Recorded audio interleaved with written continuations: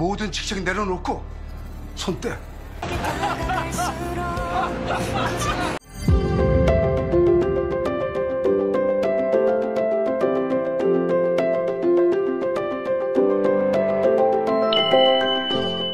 Malam itu Gwon dan Sarang lagi mesra-mesraan dan dia dipotret sama paparazzi. Ayahnya Gwon kemudian dikasih tahu sama karyawannya kalau media bakalan nerbitin berita tentang Gwon. Awalnya ayahnya Gwon ngira kalau itu berita tentang Gwon yang bakalan bikin jaringan hotel di luar negeri ataupun tentang Gwon yang bakalan nikah sama Yuri. Tapi kemudian anak buah ayahnya Gwon itu ngasih tahu kalau ini adalah berita tentang Gwon yang pacaran sama orang biasa. Ayahnya Gwon kemudian nyuruh anak buahnya untuk mencegah berita itu muncul dengan bayar uang tutup mulut, ataupun kalau enggak nanti iklan mereka bakalan dicabut.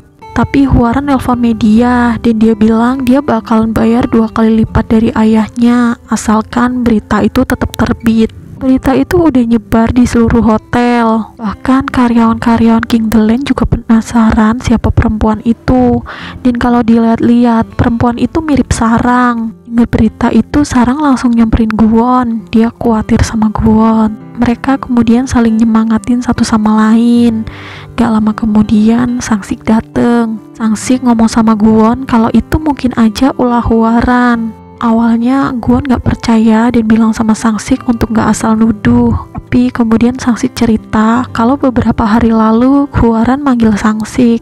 Hwaran nyuruh Sang-sik untuk jadi mata-matanya Gwon. Tapi Sang-sik nolak. Karena itu mungkin Hwaran bayar orang lain buat mata-matain Gwon. Awalnya Byung-hwa sama Daol nenangin Sarang karena mungkin tim humas udah beresin soal itu supaya mereka nggak diekspos. Tapi nggak lama kemudian Byung-hwa kaget banget ngeliat beritanya udah muncul di mana-mana. Wajah Sarang bahkan nggak diblur sama sekali. Di situ tertulis kalau kisah cinta itu mungkin bakalan tragis seperti kisah cinta komisaris dulu. Karena dulu ayahnya Gwon kan nikah sama karyawannya juga. Jadi kisah cintanya ini dibanding-bandingin. Daol bahkan nelpon media dan marah-marah gara-gara mukanya Sarang diekspos gitu aja. Karena kan itu melanggar privasi banget. Byung-hwa kemudian nasihatin Sarang untuk nggak buka sosial media dulu sekarang ini, apalagi komentar-komentar jahat dari orang-orang yang nggak dikenal. Baru mau masuk hotel aja Sarang udah digibahin, apalagi pas masuk lift dia dihina-hina sama mantan manajernya dulu. Dia dibilang genit lah, menggibaskan ekor lah, dan lain-lain. Dengar itu Gwon yang ada di belakang langsung maju. Gwon bilang kalau Gwon yang genit. Gwon juga bilang kalau Gwon yang mencintai Sarang duluan. Sedangkan Pak Komisaris ngelihat berita itu bener-bener kesel. Dia nyuruh anak buahnya untuk ngomong sama si media supaya nurunin berita tentang ibunya Gwon. Karena kalau enggak, Pak Komisaris bakalan bertindak. Anak buahnya juga nanyain gimana soal Gwon sama Sarang. Tapi Pak Komisaris bilang biarin aja karena mereka saling mencintai. Kelak mereka juga bakalan sadar kalau itu semua percuma. Mina nyatain perasaannya ke Roun. Tapi Roun nolak Mina gitu aja. Roun bahkan ngaku kalau dia sukanya sama Byung-hwa. Gara-gara itu Mina buka rahasia Byung-hwa dan bilang kalau Byung-hwa itu udah bercerai. Byung-hwa adalah seorang janda. Dan semua tim mereka jadi tahu soal itu. Meskipun Roun udah berusaha ngejar Byung-hwa, tapi Byung-hwa pengen sendirian karena dia terlalu malu sekarang. Di saat semua orang menghina Sarang, untungnya karyawan-karyawan King The Land gak ada yang ngehina Sarang. Mereka justru malah menyemangatin Sarang. Gak lama kemudian Gwon dateng dan dia bawa bingkisan.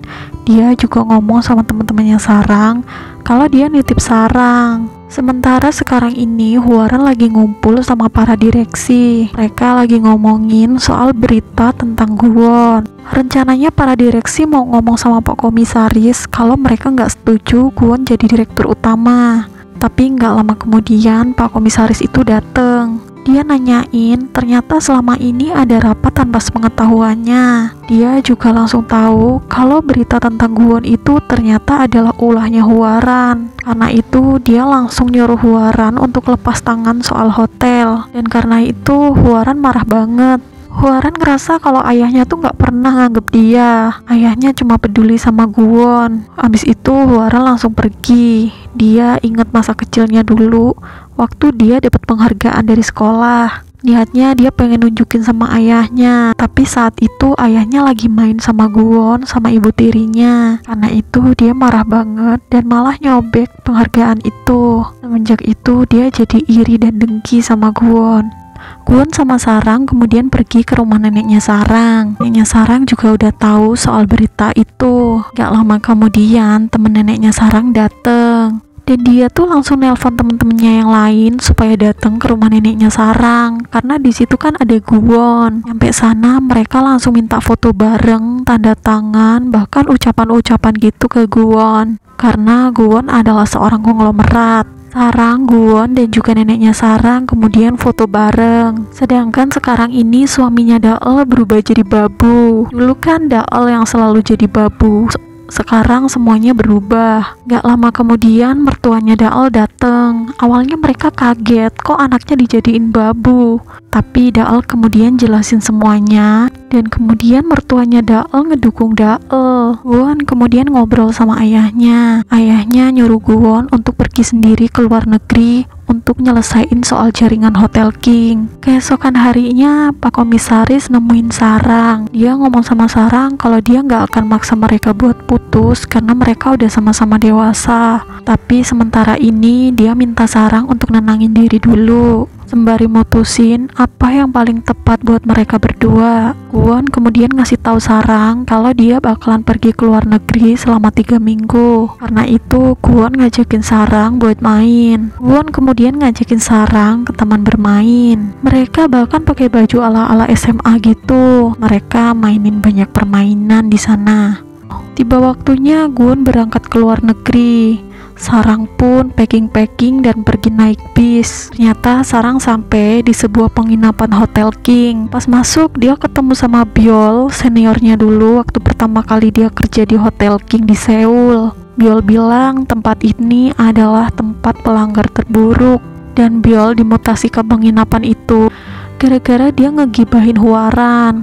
Hwaran langsung nyuruh tangan kanannya buat nyingkirin dia. Dan ternyata dia masuknya ke situ. Sarang kemudian diantar ke kamarnya karena para pegawai kerja di situ juga dapat tempat tinggal dan makan. Daol sama Pyonghwa lagi ngobrol. Gak terasa udah 2 minggu Sarang pergi tapi gak pernah ada kabar.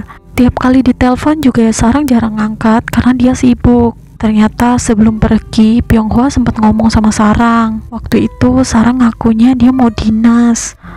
Pyonghwa juga nanyain apa Sarang ada masalah, tapi Sarang bilang dia bakalan cerita kalau dia udah pulang dari dinas. Daol sama Pyonghwa juga kemudian ngerencanain pengen nyamperin Sarang. Setelah 3 minggu, Gwon pun kembali ke Seoul. Karena Sarang gak bisa dihubungi, Gwon langsung pergi ke Kingdeland dan nyamperin ke tempat kerjanya Sarang. Waktu itu Hana yang layanin Gwon. Gwon nanyain keberadaan Sarang. Awalnya Hana cuma bilang kalau Sarang dimutasi. Tapi karena Gwon tahu kalau senyuman Hana itu nggak tulus, Gwon kemudian maksa nanyain di mana keberadaan Sarang dan Hana ngasih tahu kalau Sarang ada di Hotel Resort King. Gwon kemudian keluar dari ruangan itu dan di situ dia papasan sama ibunya. Dia nggak sadar kalau itu ibunya, tapi ibunya itu manggil Gwon. Setelah ngeliat wajah ibunya, Gwon inget masa kecilnya bareng sama ibunya. 엄마야.